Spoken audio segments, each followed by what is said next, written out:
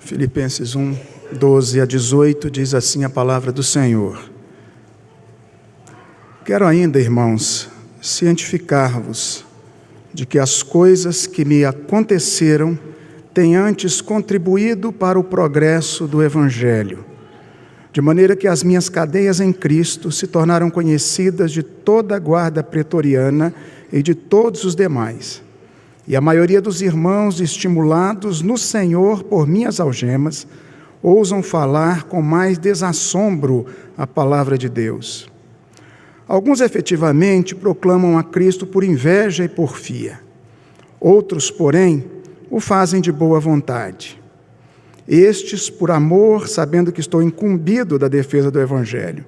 Aqueles, contudo, pregam a Cristo por discórdia, insinceramente, julgando suscitar tribulação às minhas cadeias.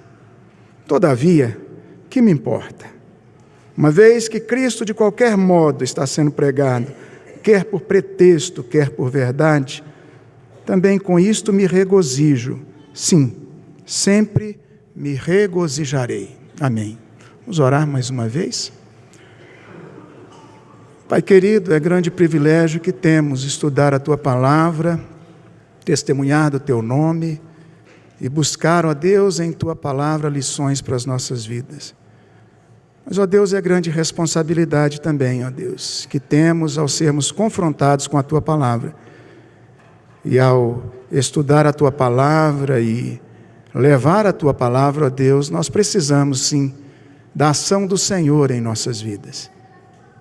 E é por isso que eu clamo a Ti, mais uma vez, que como o Senhor já tem nos falado, nesse culto, através dos cânticos, orações, leitura da palavra, o Senhor agora nos fale, ó Deus, através deste momento onde estudaremos a Tua palavra. Que a Tua palavra chegue ao nosso coração e que o Senhor, ó Deus, aplique a Tua palavra, transformando as nossas vidas.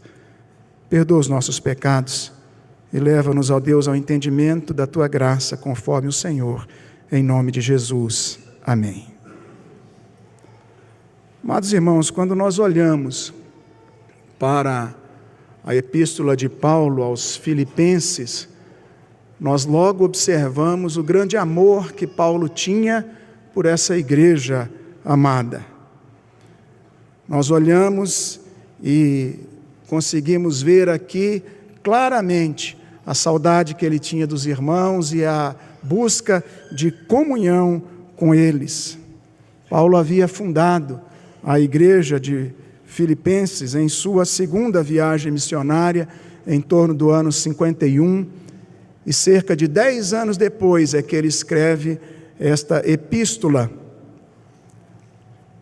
Nós percebemos que nem os sofrimentos e nem o que Paulo estava vivendo naquele momento e nem a distância o impedia de trazer os seus sentimentos de saudade àquele povo e de demonstrar o seu amor, a sua fidelidade a Deus e o incentivo que ele traz a esses irmãos no que diz respeito à vida cristã. Paulo não só escreve esta carta para agradecer aos irmãos, mas também para estimulá-los na sua vida cristã.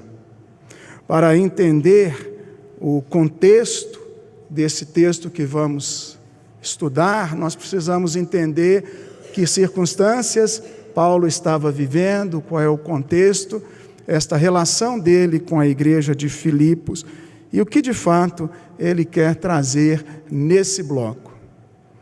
Paulo estava preso em Roma, e é bom lembrar que era injustamente preso por pregar o Evangelho. Alguns comentaristas falam que ele poderia estar em Cesareia ou mesmo em Éfeso. Mas entendemos por alguns argumentos, daqui a pouco vamos falar sobre isso, que ele estava realmente em Roma. O local não é o mais importante, como é importante aquilo que o apóstolo deixou escrito para aquela igreja e para nós nos dias de hoje. Ele já estivera preso até mesmo na cidade de Filipos, Quando nós olhamos para Atos 16, 23, nós encontramos isso. Ele esteve preso em Cesareia, em Jerusalém, Atos 21, 27, 23, 31. Agora entendemos que ele estava em outra prisão, possivelmente Roma, onde ele fica por cerca de 2 anos, uma prisão domiciliar, onde ele poderia dali receber também pessoas, mas ele estava sendo vigiado constantemente. Dali ele escreve as epístolas aos Efésios, aos Colossenses e também a carta a Filemon. Quando nós falamos em Roma, existe aqui um argumento de que, por citar a guarda pretoriana e também a casa de César, a guarda pretoriana aí no verso 13 do capítulo 1, e os da casa de César, 4, versículo 22, ele estaria falando de Roma, mas essas expressões também eram usadas em outros locais do império. O argumento mais forte para a defesa de que ele estivesse em Roma vem do fato de que, em outras ocasiões de sua prisão, ele apela para César, sendo ele cidadão romano. E aqui, nesse instante, não há esse apelo para César, mesmo tendo sido ameaçado de morte. Era um momento muito difícil na vida do apóstolo. Ele escreve com pelo menos 3 objetivos. O primeiro deles, de agradecer a cooperação dos irmãos filipenses no seu ministério. Também ele escreve para alertá-los e para ensiná-los a respeito da sua comum vida cristã, no convívio uns com os outros, as dificuldades internas entre eles e até mesmo o cuidado com falsos mestres. Mas, em terceiro lugar, Paulo escreve para estimular a igreja a olhar para os sofrimentos sob a ótica da proteção, da provisão e dos objetivos de Deus sobre a sua vida. É nesse ponto que eu gostaria de estudar com os irmãos nesta noite.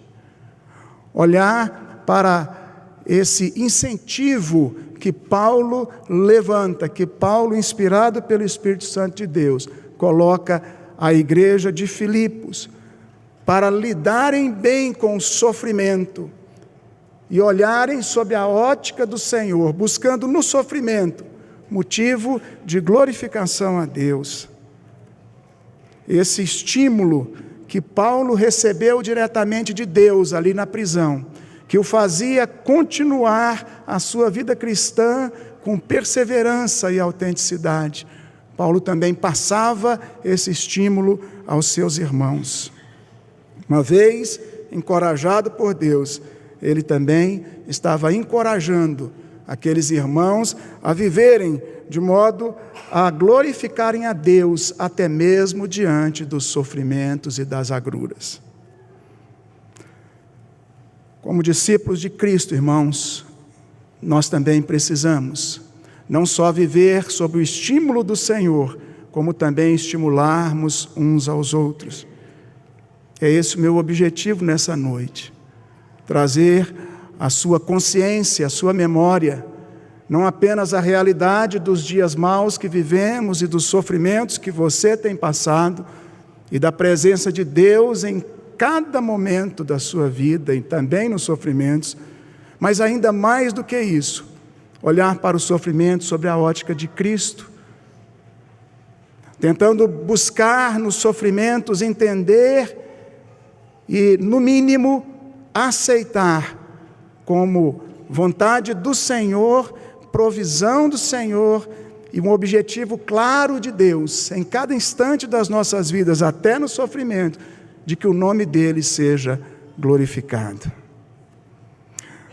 É bom lembrar que, quando lemos esses versos 12 a 18, Paulo não se alegra com o sofrimento. É bom falar isso.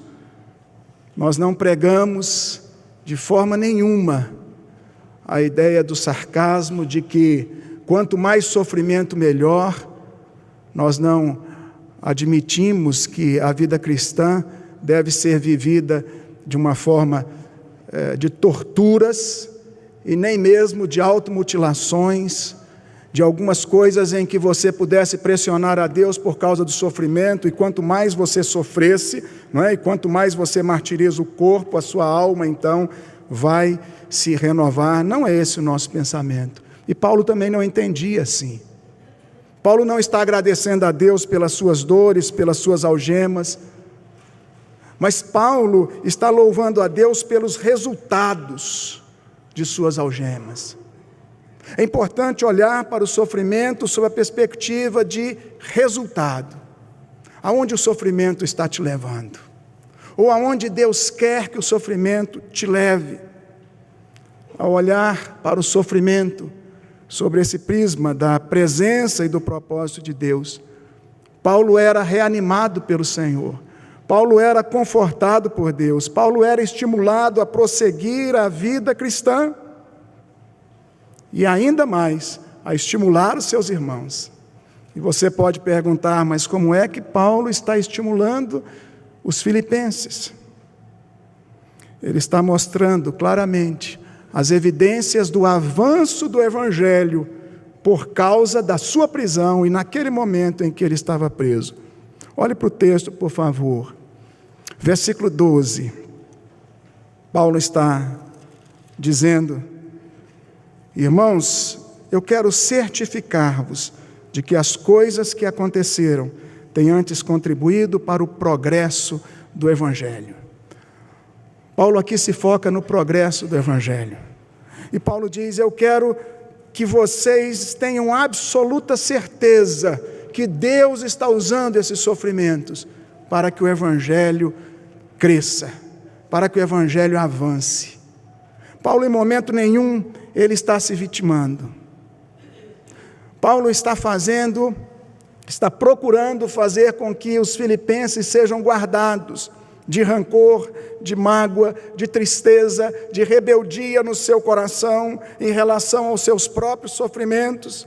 Quando ele diz: eu quero que vocês saibam, eu quero cientificar-vos, eu quero deixar muito claro para vocês de que a mão de Deus está em cada detalhe da minha vida, de que a mão de Deus está usando esse momento de dor para que o Evangelho alcance a tantas pessoas. Ele faz questão de apresentar aos filipenses não só a perseguição que ele sofria, mas como o Evangelho estava se expandindo, como esse sofrimento estava contribuindo para o avanço do Evangelho e a transformação de vidas.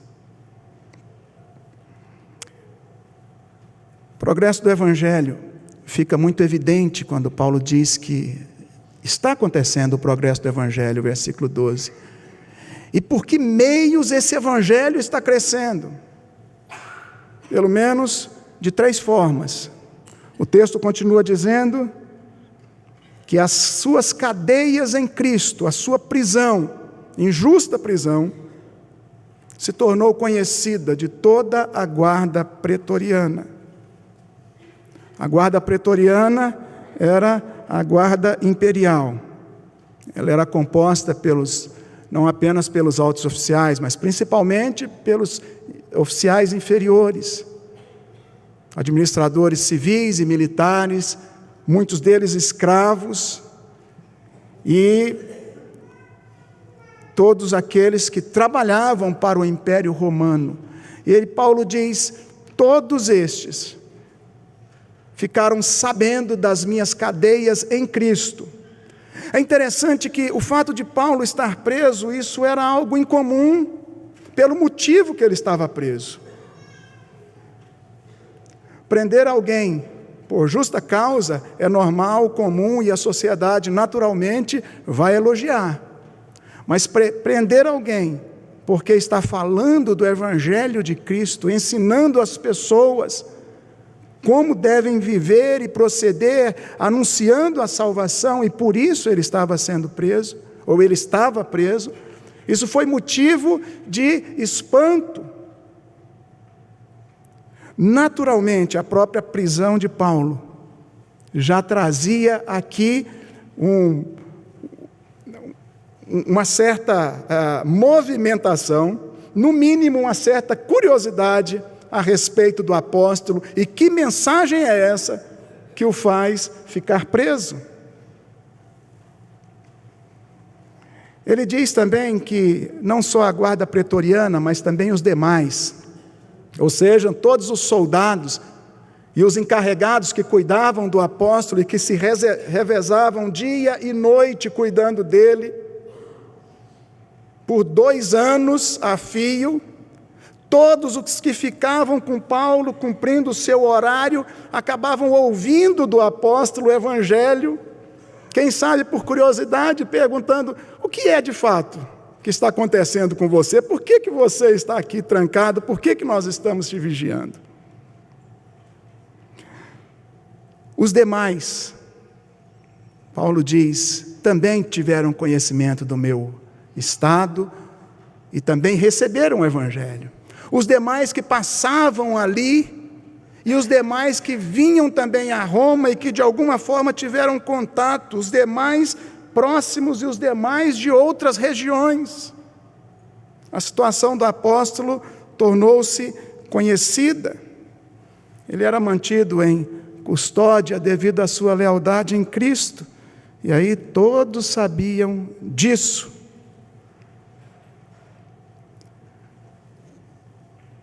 Segundo lugar, o evangelho ele avançou também, olhando para o versículo 14, que diz que a maioria dos irmãos, estimulados no Senhor por minhas algemas, prestem atenção nessa palavra, estimulados. O Paulo está dizendo que o seu sofrimento servia para o avanço do evangelho no sentido de que os seus irmãos, os crentes em Cristo Jesus, que quem sabe também passavam algum tipo de perseguição, ao verem o que Paulo estava passando, poderiam olhar e dizer: eu não estou passando nem 10%, nem 5%. Eu estou livre. Ele está preso e pregando e eu estou livre. E não estou muitas vezes fazendo o mínimo, a minha parte. Mas agora, olhando para o sofrimento do irmão Paulo, a maioria dos irmãos, o termo é maioria. Imagine, irmãos, a movimentação na igreja, que movimentação missionária aconteceu. Os irmãos viram o testemunho do apóstolo Paulo, a sua firmeza na fé, e passaram a pregar o evangelho com mais ousadia. Está dizendo que eles falaram com mais desassombro. A palavra aqui indica uma abundância de ousadia, intrepidez, um ânimo novo para os crentes. Eles estavam estimulados, a sua fé era reacendida, a sua vontade de pregar o evangelho. E com isso, o evangelho avançava. Terceiro motivo do progresso do evangelho é o que Paulo mostra, a formação de 2 grupos. E nós vemos aí no versículo 15, sobre esta pregação do evangelho, ele diz: 2 grupos se formaram. E Paulo tinha consciência disso. Ele diz: um grupo está tentando trazer mais tribulações e aflições sobre a minha vida. O outro grupo está entendendo o que é a pregação do evangelho e faz isso sinceramente. 2 grupos.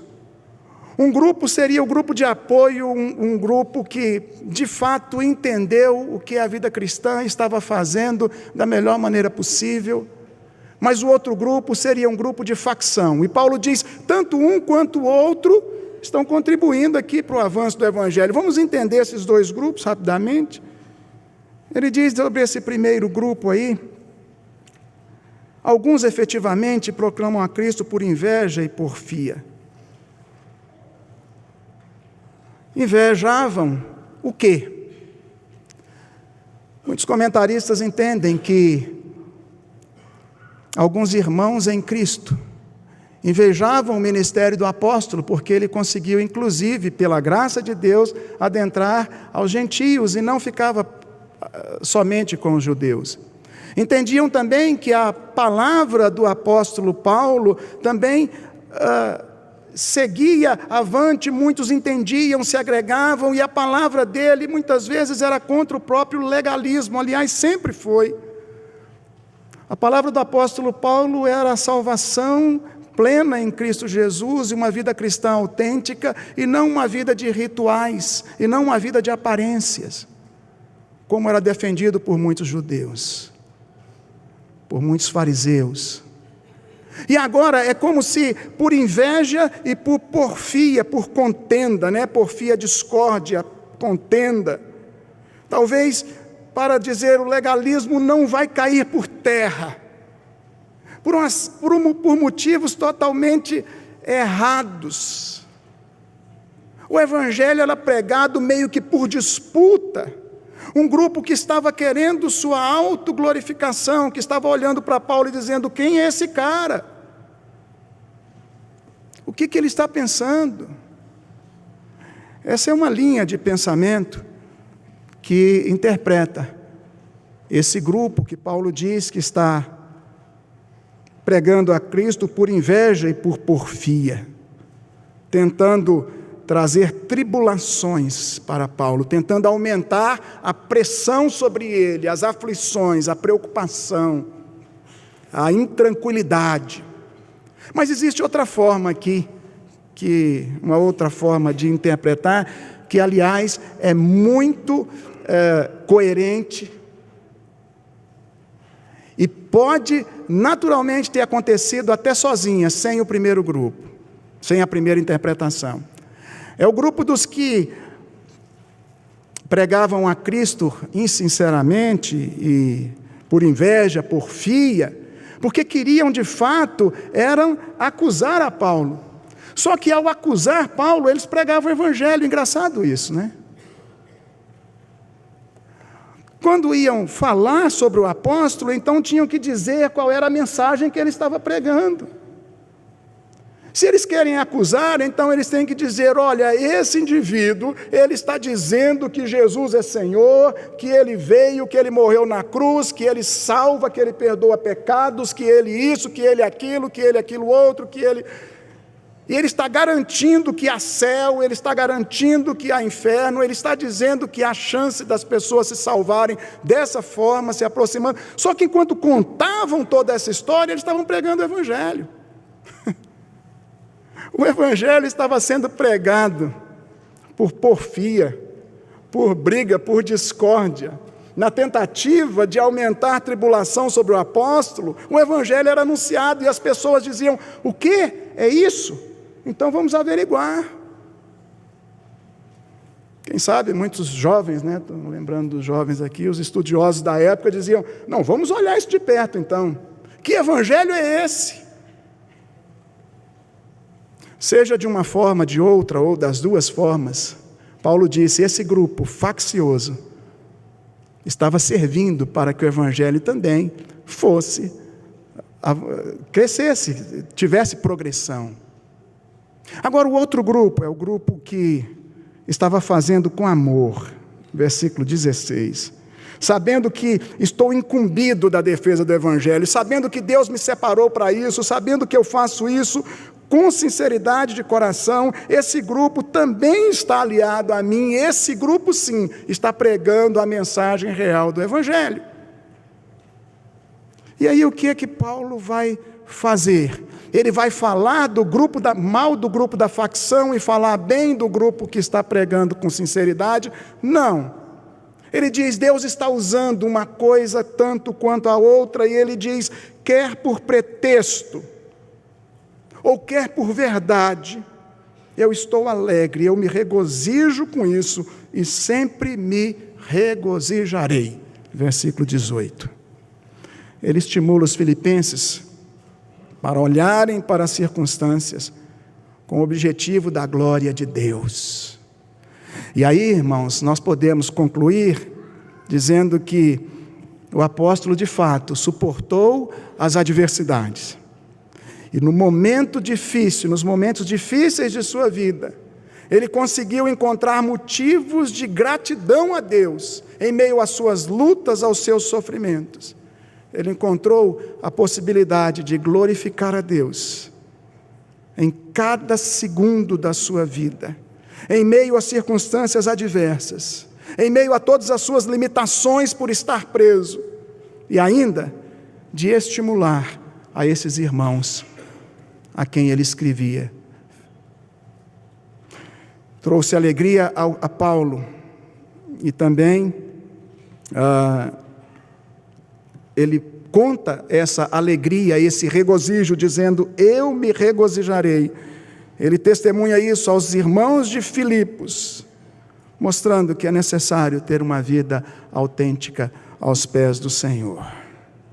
O Espírito Santo que inspirou Paulo a essa experiência e a escrever essas palavras, ele escreve, eu tenho certeza que Deus cumpriu o propósito na vida dos irmãos filipenses que receberam essa palavra. Mas essa palavra também é para nós, está aqui nas Escrituras Sagradas, e nós precisamos recebê-la também como a palavra de Deus hoje ao nosso coração, aonde a palavra então nos traz a necessidade de buscarmos o ânimo em Deus todos os dias. Quem é que não passa por momentos de desânimo? Também a palavra nos chama a olhar para cada momento da vida sob a perspectiva de Deus. A palavra nos chama a visar sempre a glorificação do Senhor e o avanço do Evangelho na nossa vida. A sua vida tem contribuído para o avanço do Evangelho, mesmo os seus momentos mais tristes? A palavra nos chama a ser um estimulador dos outros. É isso que a Bíblia nos chama, a mim e a você. A pergunta que eu faço é: como é que você tem reagido?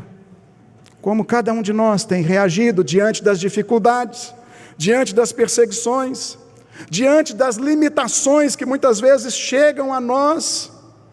Como é que você reage? Você diz: realmente eu estou preso, realmente me aconteceram algumas coisas, realmente eu estou sendo injustiçado e eu vou ficar calado, o Evangelho não vai ser pregado e Deus não está usando nada absolutamente dessa fase da minha vida, desse momento, para trabalhar nem na minha vida, nem na vida de ninguém. Seria assim que você reage? É interessante que a forma como você vê a situação, você acaba trazendo ao seu coração paz ou rebeldia. Mas mais do que isso, a forma como você faz a leitura do seu sofrimento e da sua realidade, você também apresenta às pessoas que estão à sua volta.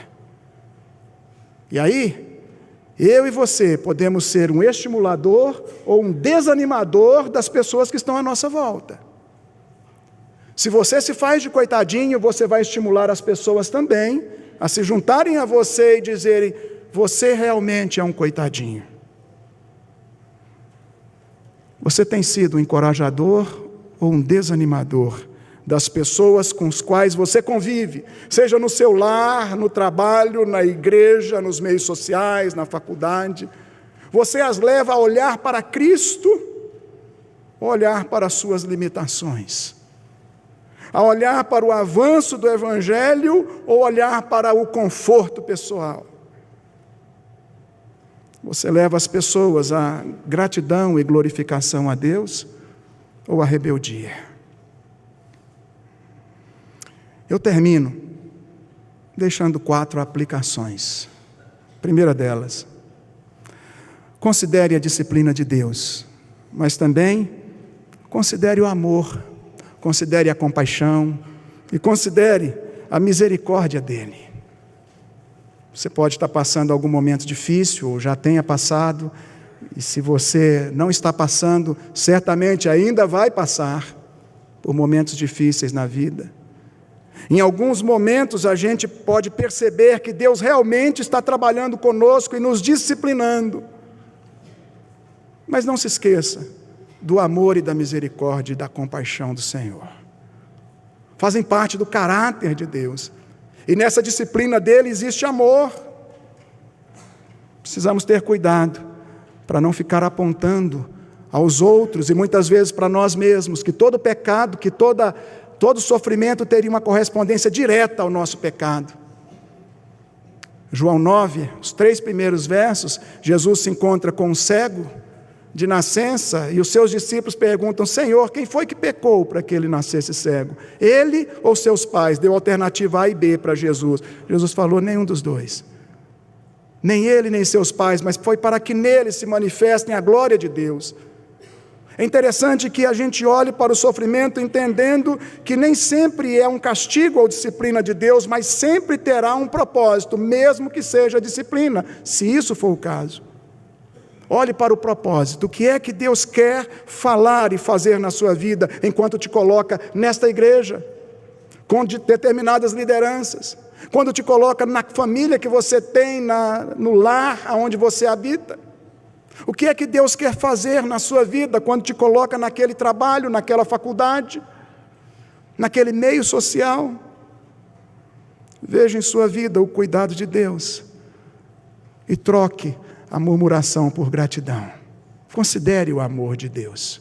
Segundo lugar, considere a presença e a providência de Deus que não vai te deixar. A presença de Deus na nossa vida faz diferença, porque Isaías 64:4 diz que não há Deus, que nunca se ouviu falar de um Deus como o nosso, que trabalha para aquele que nele espera. Ele é o guarda de Israel, Salmo 121, que há poucos dias o reverendo Augusto pregou aqui sobre esse salmo. Ele é o guarda de Israel, ele é aquele que cuida de cada um de nós, que zela por nós, é aquele que nos leva nos braços. Nós não podemos esquecer dessa verdade. O Senhor é aquele que faz com que todas as coisas cooperem juntamente para o bem daqueles que o amam. Romanos 8. Considere a providência de Deus. Terceiro lugar, considere o poder de Deus de reverter a maldade em benefício. Ele pode fazer isso. Deus pode transformar o seu sofrimento em frutos. Deus pode trazer alívio em meio às suas dores, mas muito mais do que isso, Deus pode trazer frutos.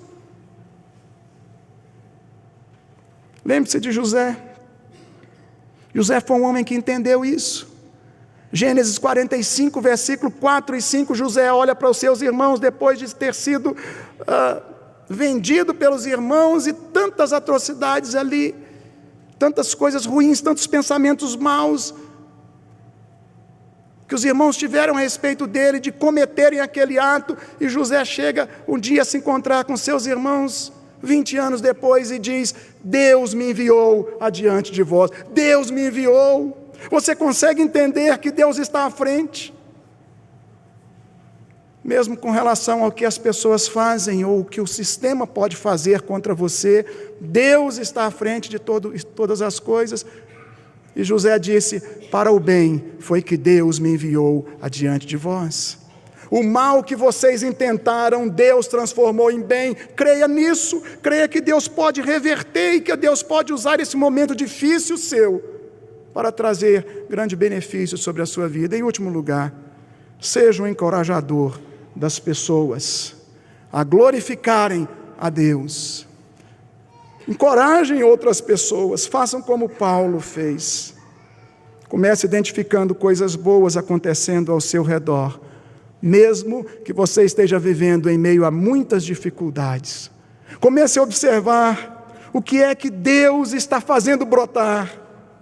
Passe a partir daí a ajudar outros a olharem também para o sofrimento sob a perspectiva de Deus. Eu não tenho dúvida, irmãos, que Deus deseja que cada um de nós, seus servos, seja um instrumento dele para estimular a outros, para consolar os abatidos, para fortalecer os desanimados, para estender a mão àquele que está necessitado de ajuda, para estender o ombro amigo, para levantar a voz e admoestar e consolar e animar. Deus precisa, a igreja do Senhor Jesus, né? Vamos colocar assim, precisa de homens e mulheres que sejam encorajadores. E nós vamos ser assim, somente na graça do Senhor. Que Deus assim nos abençoe. Vamos orar mesmo assentados, como estamos. Depois da oração, convido o reverendo Milton para ministrar a ceia do Senhor. Pai querido, o Senhor conhece cada um de nós, os nossos corações, as nossas vidas. O Senhor sabe dos nossos sofrimentos. Sofrimento esses, ó Deus, nem sempre causados pelas pessoas, mas muitas vezes por nós mesmos. Ó Deus, o Senhor está à frente de todas as coisas. O Senhor conhece a nossa maldade, mas o Senhor também conhece a sinceridade de cada coração. E assim, ó Deus, eu suplico ao Senhor, que o Senhor alivie as dores daqueles que porventura estejam agora com seu coração ardendo, sofrendo, angustiados.